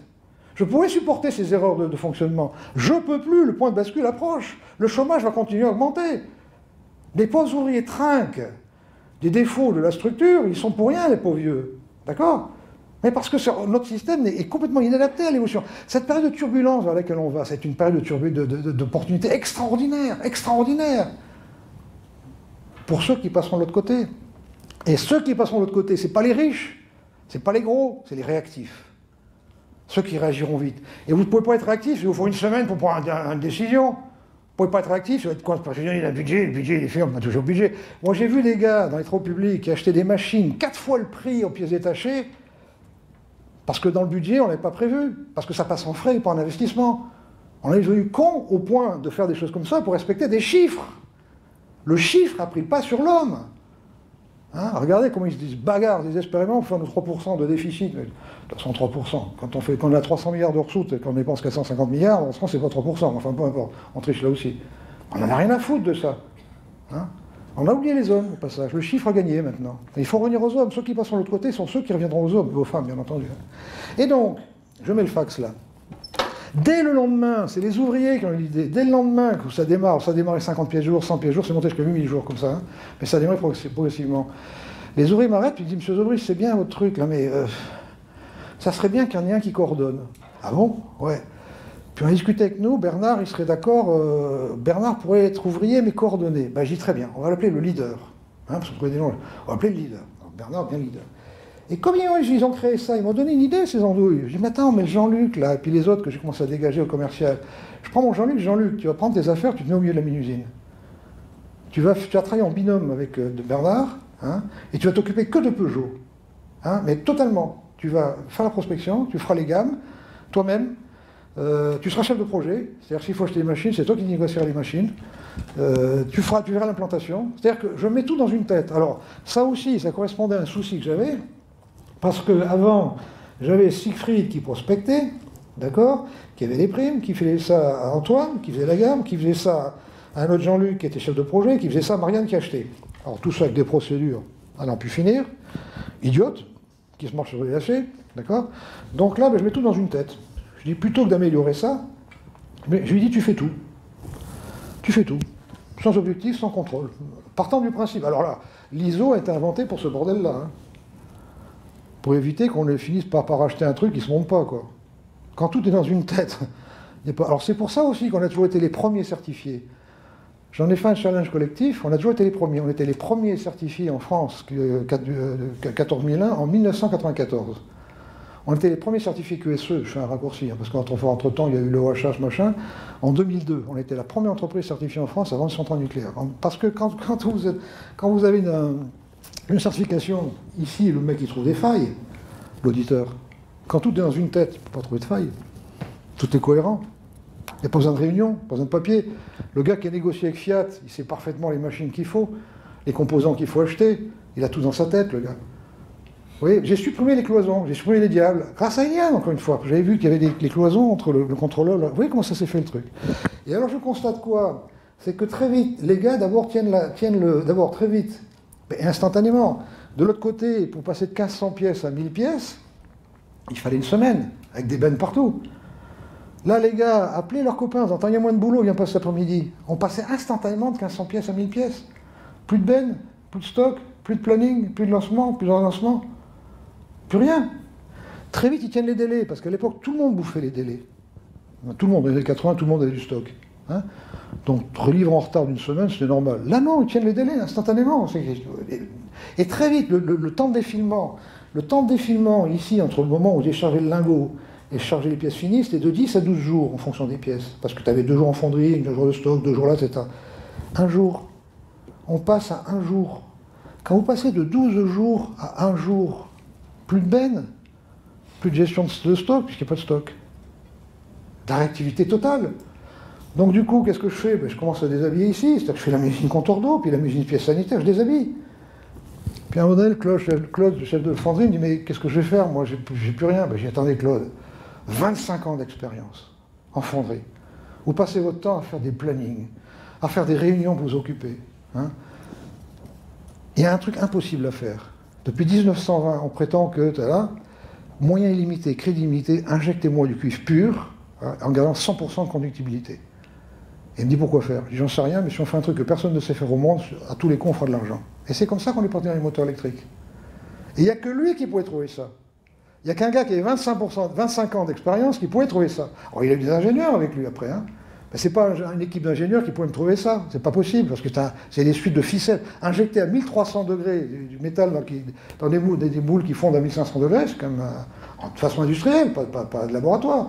Et petit à petit, je réinjecte tous mes cadres en recherche fondamentale, mais appliquée. Et c'est comme ça qu'on fait un ménage qui tue les bactéries, je reviens en tête, j'ai le temps, etc. Et Favi, pour survivre, est une boîte qui en permanence, pardon, pas ça que je voulais faire, qui en permanence change de métier. Alors ça, c'est un autre domaine. Il y en a un parmi vous là, qui m'a parlé de l'innovation. Je me suis rendu compte que grâce à Shiba, on a une putain de culture en innovation. C'est pour ça que j'ai sorti un petit bouquin, le dernier, là, sur l'innovation, hein, avec les outils d'innovation, parce que la génération qui vient devra innover plus que je n'ai innové. Ma génération a innové de façon extraordinaire. L'environnement de vie des années 40 était assez voisin de celui de la Haute-Mésopotamie ou de la Haute-Égypte. Et la génération qui vient, vous allez devoir inventer à tour de bras, parce que les emplois de masse n'existent plus, ils sont partis en Asie. Hein. Il fut un temps où un gars créait 10 000 emplois.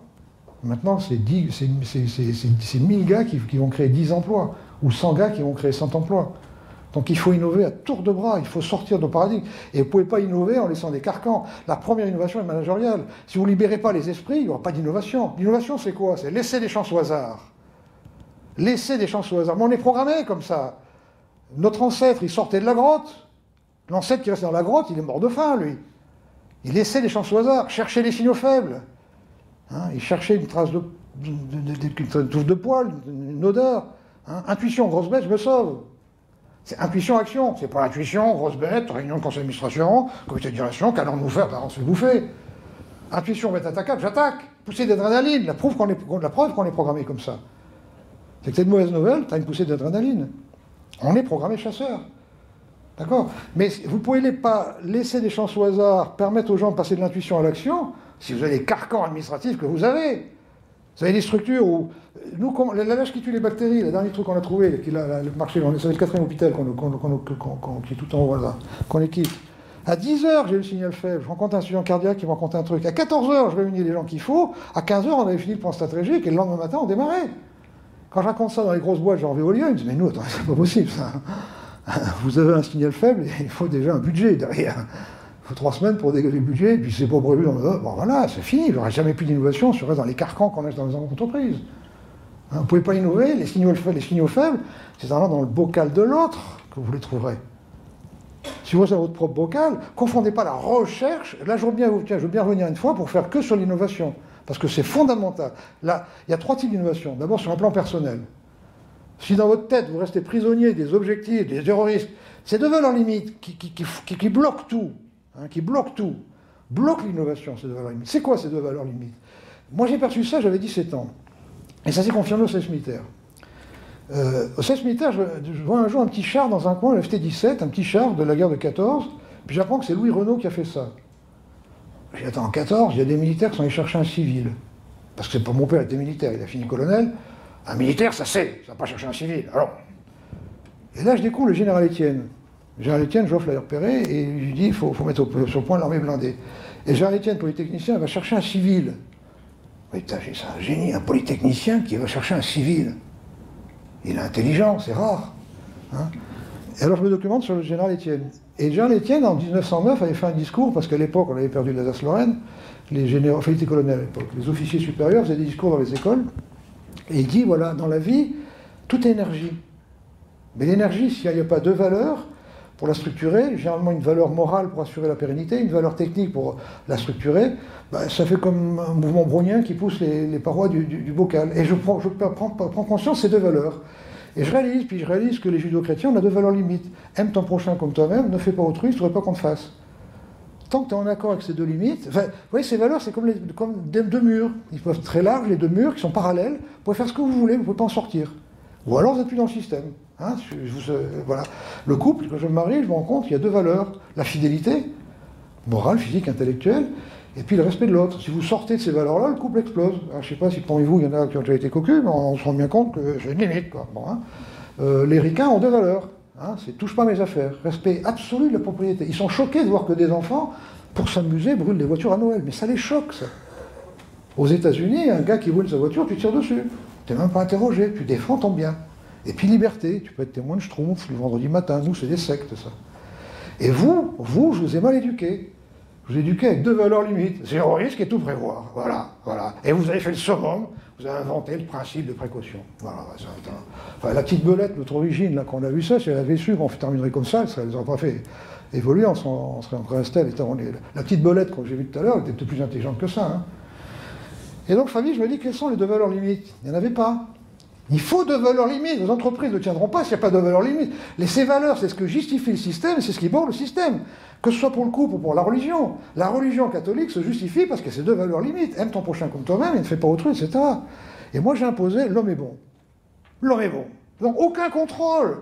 Oui, il y a 2-3% de merdiques. Oui, il y a 2-3% de branleurs. Mais c'est pas pour 2-3% qu'on va mettre en place une structure pléthorique qui gère les 98% que vous n'étiez pas sérieux. C'est ce qu'on fait dans l'entreprise.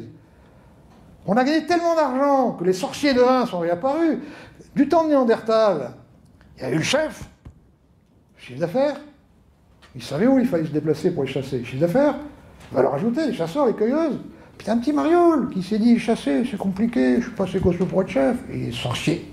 Hein, le sorcier, ça répond au mystère de la mort et ça glorifie le chef.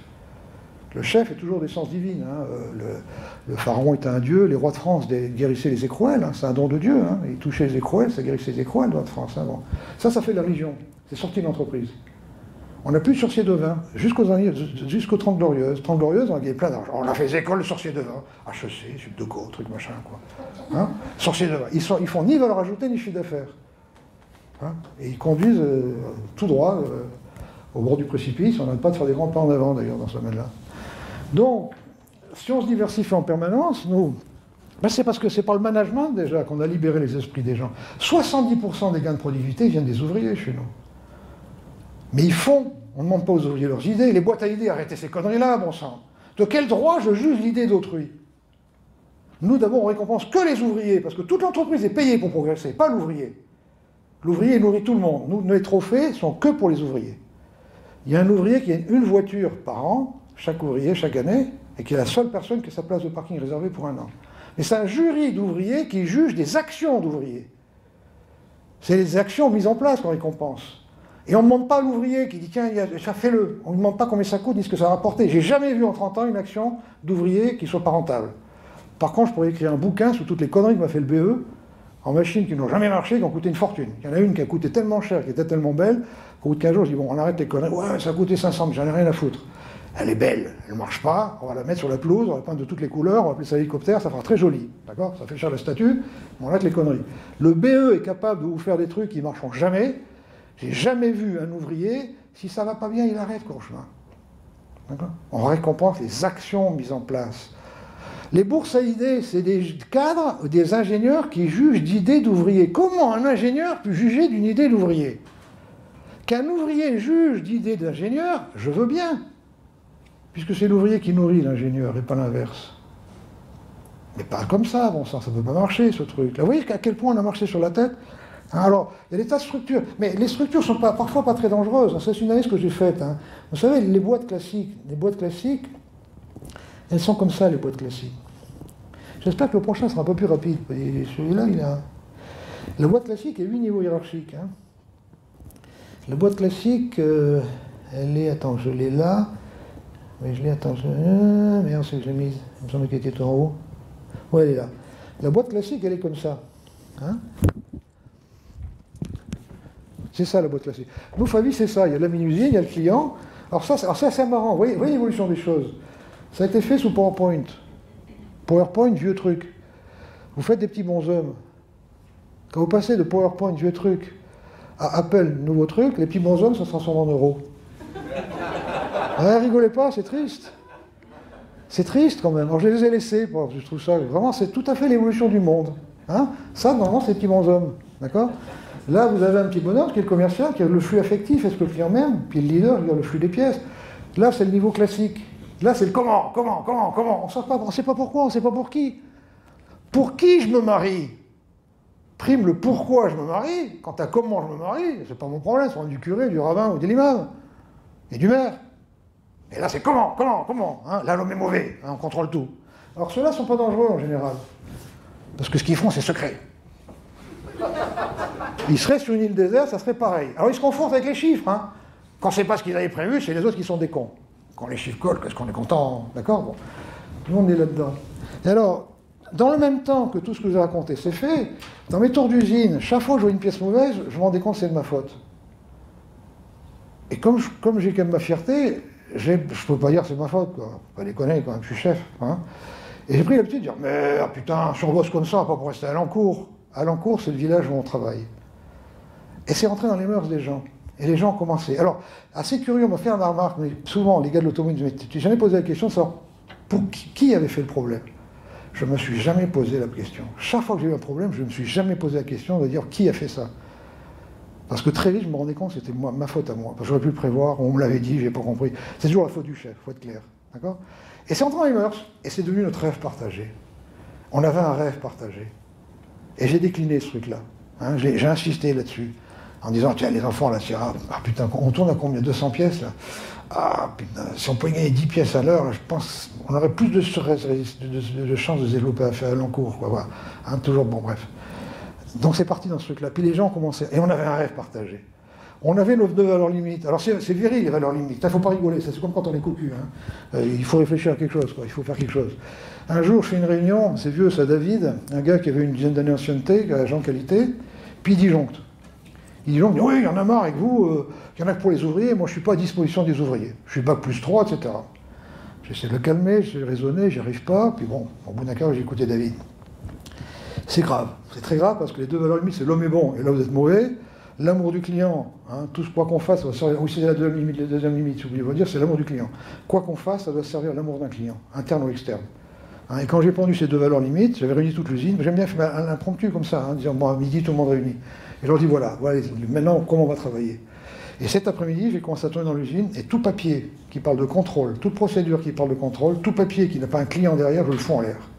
Et j'ai commencé à tourner dans l'usine comme ça en permanence, en disant, bon, ce papier-là, mais moi, hein, pas de réunion, rien du tout, papier là, quel est le client? Ah oui, allez, poubelle, voilà, hein, commence à faire le truc, poubelle. Et donc mon David, je lui dis, l'amour du client, c'est la deuxième limite, et vous, votre client, c'est l'ouvrier, en tant qu'agent qualité, et là, vous ne l'aimez pas du tout. Alors, dans le seul pays soviétique qui a réussi, qui s'appelle la France, parce que malheureusement, c'est la vérité, et ça ne s'arrange pas, je lui dis, le patron a peu de pouvoir, mais j'en ai un. Je ne touche pas au statut, je ne touche pas au salaire, je vous impose une formation, parce que j'ai le droit de le faire. Vous avez passé sur machine pendant 6 mois pour appeler ce qu'est un ouvrier. J'irai pas. Dehors, tout de suite. Mise à pied conservatoire, dehors. Licencié. On vous paye le préavis, on paye tout, dehors. D'accord? Quand on touche à une limite, autrement, c'est pas une limite. Quand tu fais ça, j'ai fait ça il y a... Hein, toute l'usine se dit, il est gentil, le café est gratuit, c'est cool, mais il y a deux valeurs limites. Des années plus tard, à 56 ans, j'ai été gravement cocu. Et je me suis rendu compte que c'était une valeur limite. Je prends ces exemples-là parce que viscéralement, on comprend ce mot-là. D'accord? Mais dans l'entreprise, ça doit être pareil. Dans l'entreprise, quand on touche à la valeur limite, dehors. Donc on a deux valeurs limites. On a un rêve partagé, quoi qu'on fasse. Et c'est pour ça qu'on se diversifie. On sait que si on ne se diversifie pas, on n'arrive pas à sortir de l'automobile. On cherche à de l'automobile. Mais comme les concurrents se cassent la gueule au fur et à mesure, on est en train de chiffrer des pièces existantes parce que même Volkswagen, même tous les savent ceux qui vont se planter là. Dans cette période de turbulence qui arrive, vous savez, les gens qui gagnaient 4-5%, quand vous avez 22% de chiffre d'affaires en moins, ils sont en moins quelque chose. Et quand vous êtes à moins quelque chose, c'est la bérésina. Vous n'avez plus de crédit fournisseur, les banques ne vous suivent plus, etc. Ça va à toute vitesse là. Hein. Donc on continue. Mais on a les moteurs électriques qui se développent bien. Et là, à supposer que la voiture électrique démarre. A priori, on serait le plus important là-dessus, parce que c'est des moteurs parfaitement adaptés. Et puis l'alliage qui tue les bactéries, ben, ça se développe bien aussi. Puis il y a d'autres choses dont je ne vous parle pas. On est en permanence en train d'innover pour trouver de nouveaux marchés, pour fuir en avant. Hein. À 20 ans, l'automobile sera fait en Asie par les Chinois, ou par les usines chinoises dans le coin. Je veux dire, c'est évident. C'est toute industrie de main-d'œuvre, c'est pas la peine d'être un grand stratège pour le comprendre, va passer de ce côté-là. Donc il faut trouver de nouveaux marchés en permanence. J'ai deux valeurs limites. J'ai le rêve partagé. Alors c'est très dur de trouver un rêve partagé. Nous, c'est rester dans notre village. Ça touche à l'instinct de conservation, rester dans son village. J'ai essayé avec des patrons, parce que je fais une 60aine d'interventions par an comme ça. Je ne fais pas de conseils, je ne sais pas le faire. Hein. On me demande de faire des conférences. Je les fais, en plus ça, il y a des fois ça paye bien. Puis il y a des fois c'est à La Réunion, à l'île Maurice, ou au Maroc. Pas déconner, quoi. Ça ne se refuse pas, ça. Et souvent, je dis à des patrons, ben, on va essayer de trouver ensemble un rêve partagé. C'est une catastrophe. Les mecs, c'est augmenter le chiffre d'affaires, augmenter le cash flow, être leader mondial. Est-ce que l'ouvrier a quelque chose à foutre d'être leader mondial? C'est pas facile de trouver. Rester dans son village, ça parle au trip, surtout pour le Picard. Le Picard, il est attaché à sa terre. Je pense que le Breton aussi, d'ailleurs. Hein. Je sais pas, enfin, peu importe. Hein. On a une unité de mesure, c'est important, ça. Nombre de pièces bonnes pour avoir payé. On parle que de ça, Favi. On tourne à combien, là? 200? On peut pas faire de 10 pièces en plus. Voilà, toujours parler de faire plus. D'accord? Hein? On partage la prime à égalité, c'est important ça. Hein? Vous faites par Google, vous faites question de confiance au singulier, hein, Google, question de confiance, Favi. Et vous tomberez sur un film de quasiment 1 heure qui a été fait par un journaliste de FR3 qui a passé 1 an à Favi, 1 an complet. Et là, vous verrez, c'est une année où les ouvriers ont eu 16 mois ou 17 mois de salaire, parce que mes systèmes, les ouvriers ont jusqu'à 18 mois, enfin avaient jusqu'à 18 mois de salaire. Hollande a supprimé la prime de dividende qui faisait 500 € chez nous, hein, taxe. Enfin, il n'a pas compris, il a désamorcé la pompe, le pauvre. Je ne dis pas parce qu'il est paumé, le pauvre vieux, là. Ce qui est grave, c'est que comme il a désamorcé la pompe au niveau des ouvriers, on va avoir un effet pire que les 35 heures. Les 35 heures, on est tous d'accord qu'encore aujourd'hui, on paye ce truc-là parce qu'on a déconnecté les gens par rapport au travail. On a fait croire aux gens qu'on pouvait travailler, gagner plus en travaillant moins. Là, les ouvriers ont levé le pied. La productivité a baissé. Quand tu perds, moi, les ouvriers, on perd quasiment un mois de salaire. Et ils ne peuvent pas se révolter contre le patron, ça ne vient pas du patron. Donc ils ont levé le pied. Normalement, on prend pour un con, ça va. Et ça va être pire que les 35 heures. Hein. Bon, les rentrées fiscales, ça va être la bérésine. Hein. On s'accélère le point de passage de l'autre côté, c'est pas grave, hein, ça va accélérer la sélection naturelle. Hein. Il faut bien qu'elle se fasse à un moment donné. Des années plus tard, je rencontre Shiba, puis Shiba, je lui raconte l'affaire, puis il me dit, vous savez pourquoi ça marche votre truc, monsieur Zobrist? Ben, je dis, je sais pas, mais ça marche, bon, vous savez. Ben, il me dit, c'est simple. Hein. Alors ça, vous le trouvez dans le petit dépliant. Il me dit, voilà, il y a deux valeurs, hein, toujours, il y a deux valeurs limites, pas de valeurs limites, mais il y a deux niveaux de réflexion. Vous avez l'affectif, l'artistique, et le poète, l'artiste est toujours en haut. Puis numérique, hein, Shiba, c'est un japonais, hein, numérique, hein, l'ingénieur est toujours en bas. Et il faut toujours naviguer d'une dimension en l'autre, une dimension renforçant l'autre. Et vous avez votre rêve, il est joli votre rêve, restez dans le village. L'objectif, toujours plus c'est mieux pour moins cher. Oui, parce que j'ai oublié de vous dire, quand j'ai pris les primes, à cause d'un ouvrier qui fermait les fenêtres, en fonderie parce qu'il faisait chaud. En même temps, dans l'union de CE, j'ai dit, puisqu'il n'y a plus de primes individuelles, il n'y a plus d'objectif individuel. Donc j'ai dit, le seul objectif que je vois en système judo-chrétien capitaliste, libéral, c'est toujours plus c'est mieux pour moins cher pour mon client. C'est le seul objectif. Toujours plus c'est mieux pour moins cher pour mon client, interne ou externe. C'est darwinien. Les seules espèces qui ont survécu, c'est toujours plus c'est mieux pour moins d'énergie. Les bestioles qui avaient un rendement, elles ont disparu. La meilleure preuve, c'est qu'à un moment donné, la nature a mis les compteurs à zéro en foutant en l'air tous les dinosaures, les grosses bêtes, et en laissant démarrer, refaire la vie avec un petit rongeur, il faisait 20 cm de long, notre ancêtre, hein, d'après Gogol. Hein, je n'ai pas été voir, moi. Hein, bon. Mais on a redémarré, parce qu'ils n'avaient plus le bon rapport qualité-prix. Donc toujours plus c'est mieux pour moins cher à long cours. Hein, et c'est notre objectif. Vous le verrez dans le film, tous les ouvriers connaissent ça. Toujours plus c'est mieux pour moins cher à long cours. Et mon successeur, qui est génial, Dominique, c'est un ancien ouvrier, qui est DG de Favie maintenant, a rajouté dans le respect de la terre de nos enfants. C'est la composante écologique. D'accord ? Puis après, vous avez vos deux limites, elles sont jolies, vos valeurs limites. L'homme est bon, l'amour du client. C'est quand même plus joli que tout prévoir les zéro risque, quoi. Vos valeurs limites, elles sont jolies, vos valeurs limites. Et puis vous avez nombre de pièces bonnes, cartésien, nombre de pièces bonnes, on ne peut pas tricher. Elles sont là, les pièces, elles sont rechargées le soir. Les pièces bonnes, alors quand j'ai lancé ça, évidemment, c'est ce qui a été. C'est quoi une pièce bonne? Une pièce bonne, c'est une pièce qu'on a chargée dans le camion, point barre. Oui, mais qui? Faites pas chier, allez, couchez, allez, à la niche. Nombre de pièces bonnes, et puis vous allez partager à égalité de la prime, pour la fierté de l'ouvrier, et puis cette année, on aura 16 mois et demi, 17 mois de salaire, mais j'ai la même prime que le directeur, hein. On a tous la même prime. Vous voyez? Donc voilà, j'avais 10 heures, ils ont moins 10, alors je peux tenir comme ça, parce que je tiens 2 jours d'habitude. Là-dessus plus en détail. Est-ce que vous voulez... Alors déjà, moi, ce que je veux vous vendre, bon, j'ai rien à vendre, ce que je veux vous faire comprendre, c'est pas ce que j'ai fait, encore une fois. C'est la façon dont je l'ai fait. Cette démarche intellectuelle qui est de dire, adaptez-vous à votre environnement. Si j'étais pas sorti de mon bureau, je crois que si j'ai pris le relais, Max a été extrêmement intelligent. Si Max ne m'avait pas balancé au mois d'avril, et que j'ai pas tourné avril, mai, juin, juillet dans l'usine, que je cherchais un modèle, je tombe sur Fauvet, vers le mois de février, je me dis, mars, avril, vers le mois d'avril, je me dis, attends, je ne sais pas quoi faire. Je vais à Paris, à l'AFPIM, puis je tombe sur Jean-Christian Fauvet, le prêtre de la sociodynamique, qui m'apprend la théorie des alliés, que Shiba me renforce. Parce que toute ma vie, moi, j'étais un mec traumatisé. Comme j'ai tendance, moi, à passer à l'action sans réfléchir.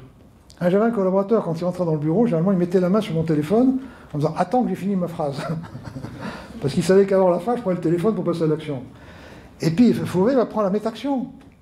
Fauvet, quand je le rencontre, alors aussi notre combine, quand on est patron, il faut aller à la même formation 3 fois de suite. Un patron ne doit pas comprendre l'outil, il doit comprendre ce qu'il y a derrière l'outil. Quand j'ai découvert le TPM il y a très longtemps, à la première journée de formation, j'ai compris le TPM. Mais il n'y a qu'à la fin, la deuxième journée, j'ai compris qu'il n'y avait pas de référence à l'argent. Et je me suis dit, si je laisse la référence au coût, tout ça ne pourra pas marcher. Tu vois, le patron doit aller jusque-là dans la réflexion. Puis après, on passe le relais. Et en plus est, quand vous allez 3 fois de suite à la même formation, le gars qui fait la formation Fauvet, il se dit, maintenant qui c'est ce mec-là, où il n'a rien compris, où il est demeuré, quoi. Et puis il ne vous prend pas, vous cherchez quelque chose. Oui, je cherche quelque chose. Et là, il se crée des trucs. Et c'est comme ça que Fauvet, on a fait des choses grandioses. Je ne sais plus si c'est lui ou c'est moi. On va dire que c'est lui par respect pour sa mémoire. Mais on était dans une pizzeria à la pause, et puis on se mettait ensemble tous les deux, puis Jean-François, l'argent, c'est quoi l'argent? Puis je sais pas, on a discuté, c'est pas le but, c'est pas...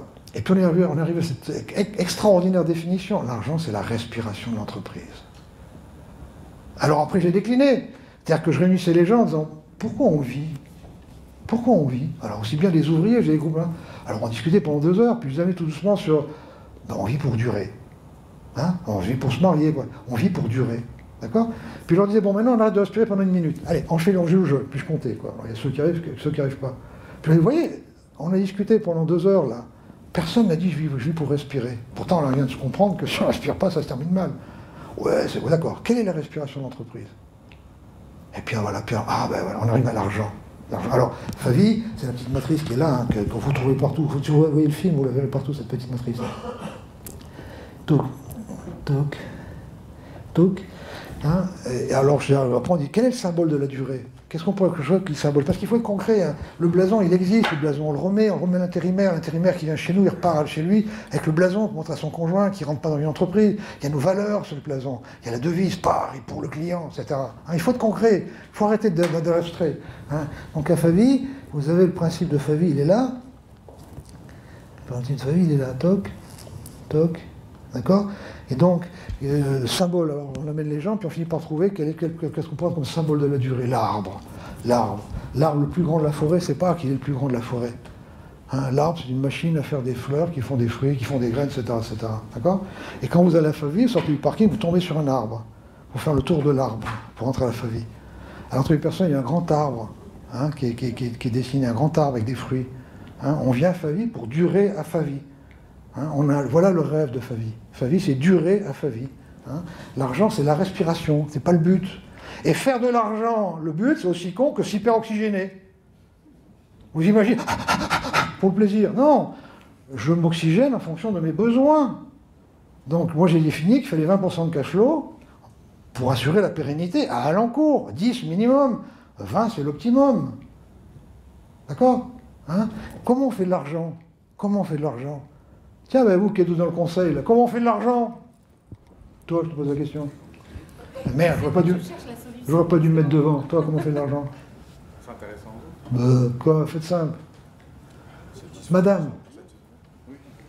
Eh, vous êtes dans le conseil ou non, les mecs? Vous faites du coaching, vous n'êtes même pas foutu de définir ça. On vend des choses. Par de l'amour! Par de l'amour! Si votre client vous aime, vous faites de l'argent, putain! Par de l'amour! Et on ne peut pas aimer quelqu'un qui livre en retard. Lundi, c'est pas mardi, c'est factuel. Est-ce que ça, c'est de la qualité? J'en sais rien, il faut que j'en bouffe 10. Est-ce que c'est cher? Si ça vaut 100 € que ça dure une vie, c'est pas cher. Ça vaut 50 centimes, ça ne marche pas, c'est trop cher. Mais si j'ai promis ça lundi, je dis mardi, je suis un clodo. Favi, ça fait 30 ans qu'on n'a jamais livré en retard. J'ai passé 2 heures sur un tas de palettes à expliquer ça aux ouvriers. Et après, il faut tomber dans le grandiose. Il y a peut-être 15 ans, un jour, fait mon tour d'usine, il y a Valérie, qui était commerciale, qui est toujours d'ailleurs commerciale des pièces diverses, qui m'arrête un vendredi matin, au bord de la crise de nerfs. On va livrer en retard. J'ai dit non, Valérie, on va pas livrer. Si, qu'est-ce qui t'arrive? J'ai les pièces, c'est pour le gris à Nantes, j'ai oublié le transport. Je dis, c'est pas grave, on appelle un hélicoptère. J'ai appelé un hélico qui est venu tout sur le Noble. Hein. On a chargé ce qu'on a pu. On appelle l'usine. On tombe sur le gardien, on se dit, il n'y a pas un terrain de... Si, il y a un terrain de foot. L'hélico livre. Le patron de l'usine, que je connaissais par l'APM, m'appelle en disant, attends, tu fumes, toi, maintenant? Il me dit, on est vendredi après-midi, tu me livres des pièces, je ne travaille pas le samedi. Il dit, moi, je ne paye pas l'hélico. Je dis, mais t'as rien compris, connard. C'est pas pour toi que je fais ça, c'est pour nous. Pour nous prouver qu'on ne livrera jamais en retard. Oh merde, qui me dit, tu vas jusque-là? Et oui, je vais jusque-là. Alors Valérie, on l'appelle Miss Supercopter maintenant. Alors les jeunes ne savent plus pourquoi, mais c'est resté. Tu vois, il faut aller jusque-là, bon sang. On ne peut pas aimer quelqu'un qui livre en retard. Et pour être aimé de Fiat, c'est pas la même chose que d'être aimé de Volkswagen ou de Audi. Audi, c'est des gens, tu n'as pas besoin d'être réactif. C'est entre 1800 pièces et 1850 pièces par jour, précis. Mais ils veulent le centième. Fiat, c'est entre 1000 et 3000 pièces par jour. Avec le matin que tu arrives, tu sais que c'est 1000 ou 3000. Donc hyper réactif. Par contre, la précision, Fiat, ça pas ce que c'est. Hein. Ça se monte, c'est bon. Ça se monte pas, tu donnes un petit coup de maillet, ça passe, ça devient bon. Ça peut pas être les mêmes. Il marche plus le micro, j'ai l'impression, là. Si, ça peut pas être les mêmes qui font ça. Ça peut pas être les mêmes, tu vois. Donc il faut vraiment avoir des gens qui sont adaptés à chaque truc. Hein. Est-ce que vous avez des questions? Il marche le micro, là, j'ai plus l'impression. Hein. Oui. Ça marche, avant. Oh, respirez. Il n'y a pas de question. Oh, si. Eh ben vas-y. Si. Parce que là, il est 10h. Normalement, on a une demi-heure. On peut faire ce que midi, je m'en fous, mon train est à 4h.